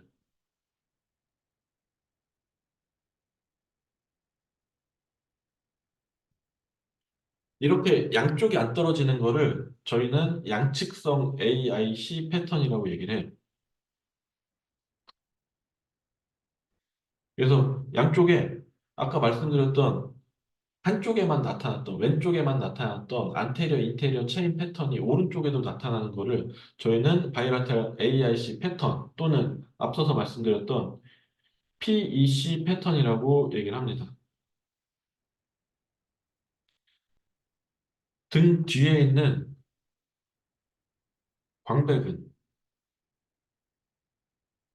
그리고 척추 주변 근육들 그리고 세라투스 안테리어가 아닌 세라투스 포스테리어 뭐 수페리어, 인페리어 두 개 다 해당입니다. 이 근육들이 과하게 긴장하는 거예요. 계속적으로 힘이 들어가 있는 거예요. 그래서 허리를 제외한 이 위쪽에 있는 스파인을 잡고 플랫하게 만드는 겁니다. 이거에 대한 보상작용으로 로도시스가 증가하고요. 립은 자꾸 들리게 돼 있고요. 그래서 이 옆에 있는 사진처럼 나오게 돼 있어요. 양쪽이. 그래서 그 특징이 아까 보셨던 것처럼 스쿼트가 안 되기도 하고요. 그리고 비정상적으로 종아리 근육이 안 늘어나요. 왜냐하면 앞에 전반부에 설명드린 거에 우리 로도시스가 증가하게 되면 힙 근육이랑 햄스트링은 늘어나고 약해진다라고 말씀을 드렸어요. 이 약해진 근육을 대신해서 보상작용으로 그때부터 사용하는 거는 우리 종아리 근육이거든요. 이 근육이 과도하게 사용되다 보니까 종아리 근육은 타이트해지고 햄스트링이나 글루테우스 맥시무스 같은 근육들은 느슨해지고 힘을 못 쓰는 상태로 가게 되는 게 이 패턴의 전형적인 모습이에요. 근데 저희가 FMS나 이런 평가를 할 때 저희 스쿼트 하면은 발목과 무릎과 고관절 때로는 또라치게 익스텐션 능력을 같이 본다라고 얘기를 하는데 그거대로 저희가 해석을 한다라면은 약간의 오류를 경험할 수 있게 되는 겁니다. 그래서 이렇게 양쪽에 안테리어, 인테리어 체인 패턴을 보이는 사람들은 저희가 달리 해석을 해서 발목이 안 움직이는구나 해서 끝나는 게 아니고요. 발목을 늘려봤자 한계가 있어요. 이 사람은 결국에 이렇게 안테리어 틸팅되어 있는 그 골반을 포스테리어 틸팅 시킬 수 있게 만들어주지 않으면 이 사람은 계속 스쿼트를 못 하는 거예요. 그래서 이게 PEC 패턴, 포스테리어 익스테리어 체인 패턴이라고 얘기를 하는 부분입니다. 이 양쪽에 오버스테트를 했을 때 이러한 모습이 나타나면은 강하게 의심을 하면 좋을 것 같아요. 그래서 이러한 부분을 해결하기 위해서 저희가 운동을 시키거든요. 재밌게도 이 모든 내용을 이제 실어준 논문에서는 저희가 그 매뉴얼, 흔히 말하는 뭐 수기 기법, 마사지 이런 것들을 하기 전에 어 아까 이제 그 패턴을 만들어내는 근육을 억제시키는 그런 운동들을 하고 그 다음에 안 되면 그때 매뉴얼 테크닉을 하라고 얘기를 해요. 그러니까는 저희가 사용하는 그런 현재 모습이랑은 좀 반대되죠. 그리고 첫 번째로 가장 많이 하는 운동이 이 운동이에요. 이 운동 사진은 제가 이렇게 돌려보면은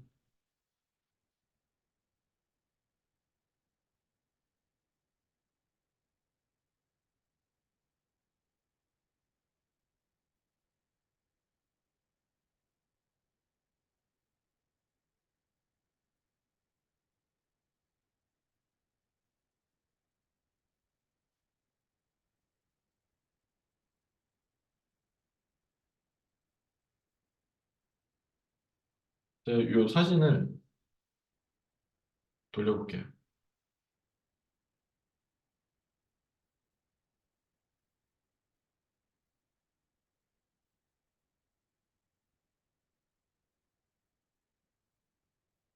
이 사진은 물론 이렇게 누워서 진행시키기도 하고요. 이렇게 사진을 뒤집으면은 이 사람은 실제로 서서 운동하는 거예요. 그러니까 한마디로 뭔가 상태가 좋지 않은 분, 근력이 약하신 분은 누워서도 시키지만 근력이 좋아지고 뭔가 상태가 개선되면은 이렇게 서서도 운동시킬 수 있다는 점을 기억해 주시면 좋을 것 같아요. 그래서 이 운동을 어떻게 시키는지를 좀 말씀을 드릴게요. 이렇게 벽에다가 누운 상태라고 칠게요. 벽에다가 발을 붙이는데요. 이 벽을 밀면 안 됩니다. 자, 아래 이제 이 나무판을 갖다 댄 이유가 이 다리를 아래로 당기기 위함이에요. 등척선으로. 이렇게 당기게 되면은 이 햄스트링 근육을 수축시킬 수가 있습니다. 앞에서 말씀드렸던 것처럼 전방 경사가 되고 안테리어 로테이션, 안테리어 틸팅 이게 동반이 되면은 왼쪽 같은 경우에는 햄스트링이 약해지고 늘어나 있는 상태에 있을 가능성이 커지게 돼요. 그래서 그 근육을 케어하기 위해서 이 햄스트링을 작동시키는 거죠. 자, 그리고 외회전돼 있고 벌림 상태에 있다 보니까 그거를 막아주기 위해서 무릎 사이에다가 이렇게 타워를 대는 거예요. 그리고 나서 어덕션은 이제 어덕터를 작동시키는 거죠. 자, 이 상태에서 허리는 바닥에 닿게 하고 꼬리뼈를 띄우는 겁니다. 숨을 코로 들이마시고 내뱉으면서 꼬리뼈를 띄워주고 허리는 절대 바닥에서 뜨지 않게 해주는 게 가장 기본적인 이 90-90 힙 리프트 운동이라고 보시면 될 것 같아요. 그래서 어느 정도나 하냐면요. 일단 호흡은 코로 들이마시고요. 입으로 내뱉습니다. 그래서 코로 들이마시고 입으로 한 번에 후 내뱉는 게 아니라 뭐 일반적인 스로스 호흡이든 필라테스 호흡이든 최대한 길게 내뱉으셔야 돼요. 그리고 나서 숨을 다 내뱉으면은 바로 다시 코로 숨을 들이마시는 게 아니라 그 상태에서 3초간 정지합니다. 바로 코로 숨을 들이마시면 이렇게 하면서 약간의 리플렉스를 동반해요. 그러면은 횡격막을 제대로 사용할 수 없기 때문에 숨을 다 내뱉고 3초간 멈추고 나서 천천히 다시 코로 들이마시는 거예요. 이렇게 호흡하기를 3번에서 4번 반복하는 거를 이 운동의 1회라고 합니다. 그렇게 해서 이렇게 하는 거를 4번 반복하는 게 하루의 적정량이라고 얘기를 하고요. 물론 이 운동은 가장 기본적인 운동이기 때문에 이 상태에서 이쪽은 외회전되어 있으니까 내회전 시키는 거죠. 지금 다리를 모았으니까 이 다리를 떼서 뭐 외회전 시킨다거나 아니면은 다리를 펴서 햄스트링이 늘어나게 한다거나 다양한 변화를 주실 수가 있어요. 그래서 이 운동을 가장 기본적으로 해서 앞서 말씀드렸던 그 근육들을 작동시킨다라고 보시면 됩니다.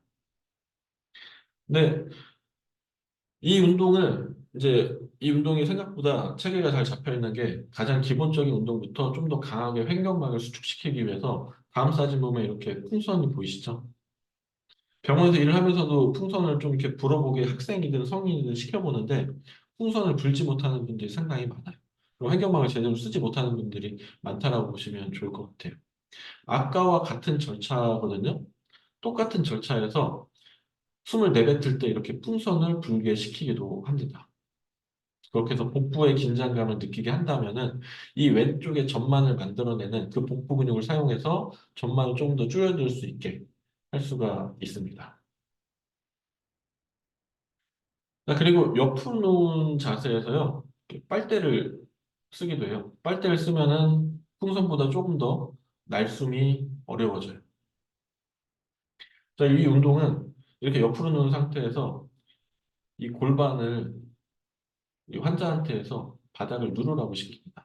바닥을 누르게 되면요, 이 오른쪽 골반이 아까 설명에 뒤로 돌아 있다라고 말씀을 드렸는데 앞으로 돌기 시작해요. 안테리어 로테이션이 오른쪽 골반에 발생이 돼요. 그 증거는 뭐냐면요, 이 아래쪽에 있는 이 옆구리가 바닥에서 떠요.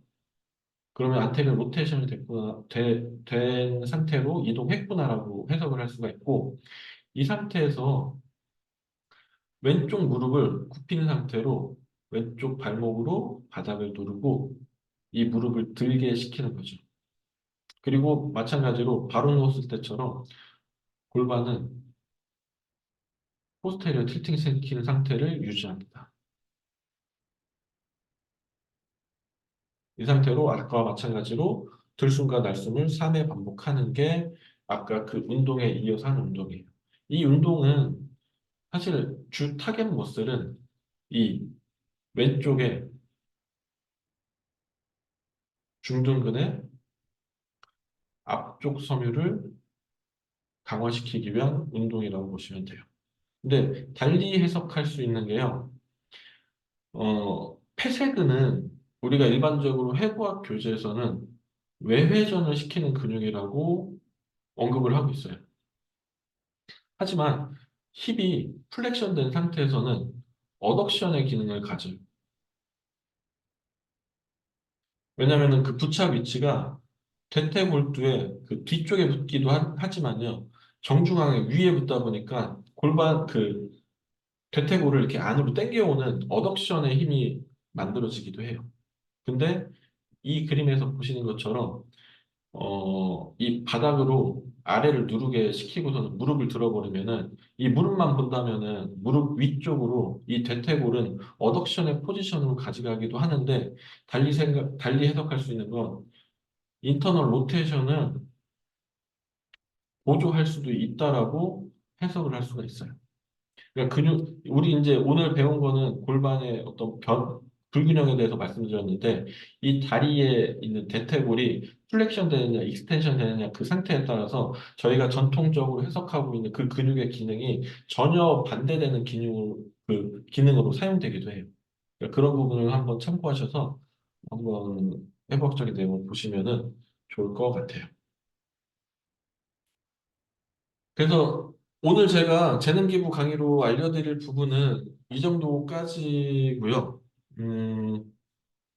최대한 본강의 때 할 수 있는 내용들을 다 알려드렸어요. 그래서 오늘 한 내용 중에서 하나의 체인에 대해서 한번 다시 보시고 가시면은 해보세요. 저도 처음에는 왼쪽에 오버 테스트가 정말로 다 안 내려갈까라는 생각을 했었는데 정말로 많은 분들이 왼쪽에 오버 테스트를 했을 때 다리가 안 떨어지는 경우가 상당히 많습니다.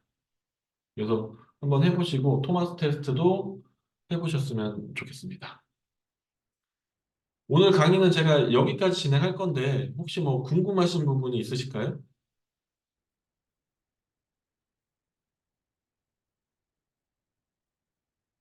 다들 카메라를 끄셔갖고서는 어떠신지 모르겠습니다.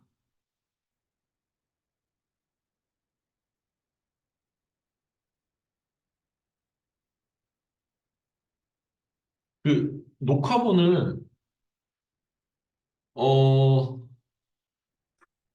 제가 이거 녹화본은 일단 조금 생각을 해봐야 될 것 같아. 예. 왜냐면은 오프라인에서 계속 강의를 진행을 하는데 이거를 녹화본을 드리면은 좀 곤란할 것 같아갖고 뭐 차라리 제가 한 번 더 이렇게 강의를 한다면 모를까 녹화본 한번 고민하고서는 말씀을 해드리고요. 발의 아치는요. 아까 말씀드렸던 것처럼 이 고관절이 내회전되느냐 외회전되느냐에 따라서 웨이트 베어링이 바뀌기 때문에 그냥 무조건 뭐 아치가 낮아진다, 아치가 높아진다 이렇게 생각하시면은 되게 한계점이 많을 거예요. 일단은 저희는 발의 아치는 조금 뒤로 놓고서는 고관절 상태를 먼저 평가하는 게 현실적으로 좋으실 것 같아요. 뭐 이거를 가장 많이 볼 수 있는 게 이러한 몸을 정말 많이 볼 수 있거든요. 저희 그 현장에서요. 나비 자세 할 때 한쪽 무릎이 안 내려가는 분들도 이러한 그 패턴에 속할 수가 있고요. 음, 마사지를 많이 하시는 분들 보면은 왜 그 오른쪽의 기립근들이 왼쪽보다 더 예민하고 더 튀어나와 있는지가 이 근거라고 보시면 돼요. 척추는 엑스레이상 바른데 오른쪽에 있는 기립근이 엄청 튀어나와 있고 이런 분들이 그래서 그렇게 한번 보시면은 생각보다 많은 분들이 이 안에 포함이 돼요.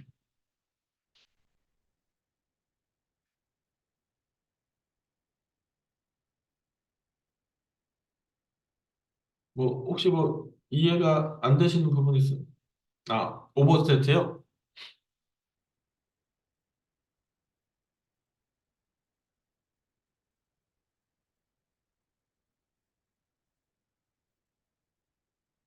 제가 화면 좀 공유하겠습니다.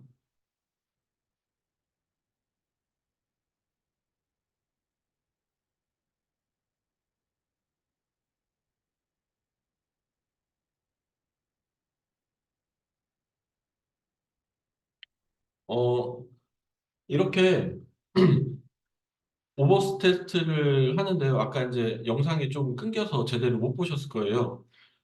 한 손으로 무릎을 잡아서 플렉션 시켰다가 에이비덕션 시켰다가 익스텐션 시키면서 몸이 위에서 봤을 때 이렇게 일자가 되는 위치에서 천천히 무릎을 떨어뜨리는 건데 제 손에 그 환자의 무릎이나 발을 다 올려놓고 있지는 않아요. 천천히 놔주는 정도로 이렇게 하는 거고요. 그 상태에서 내렸을 때 이 골반보다 이 무릎이 아래로 떨어지지 못하면 저희는 포지티브 사인이라고 해석을 해요. 문제가 있구나. 골반이 틀어져 있구나. 이렇게 해석을 하는 겁니다. 전통적인 검사는 IT 밴드의 문제라고 이제 해석을 하는데 IT 밴드의 문제가 아니라 골반이 앞서 말씀드린 안테리어, 인테리어 체인의 문제로 인해서 이 부분에 문제가 있구나라고 해석을 하는 겁니다. IT 밴드는 그냥 접어두는 거예요. 그리고 나서 만약에 아래 사진처럼 무릎이 잘 떨어지면은 이 사람은 골반의 틀어짐에 대한 문제는 그냥 아예 룰 아웃 시키시면 돼요. 관계없구나. 이렇게 생각하시는 거고, 이 다음에 이걸 이제 왼쪽에서 하시는 거죠. 이 다음에 오른 오른쪽도 검사를 해보는 거예요. 그래서 오른쪽도 떨어지는지, 오른쪽도 떨어진다 그러면은 아 이거는 포스테리어 익스테리어 체인이라고 하는 패턴이겠구나. 등이 쫙 펴지고 그 다음에 고관절에 문제가 많은 패턴이구나로 연결을 시킬 수가 있는 거고요. 오른쪽이 괜찮고 왼쪽에만 문제가 있어서 왼쪽에 토마스 테스토를 이제 이어가는 거죠. 여기까지 될까요? 괜찮으실까요?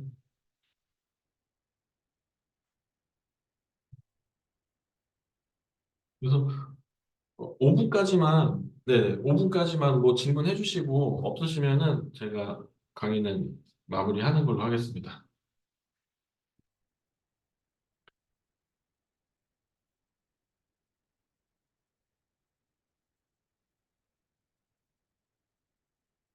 네, 고생하셨습니다.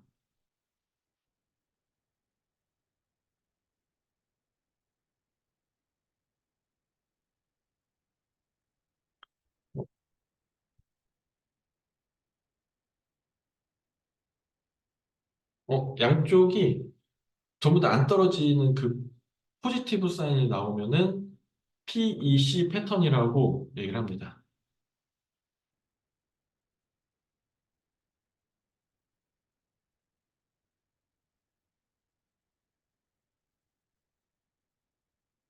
그리고 강의를 하는데 쓰였던 레퍼런스를 뭐 관심이 있는 분들은 한번 보셔도 좋을 것 같아요. 제가 일단은 그 레퍼런스를 올렸습니다.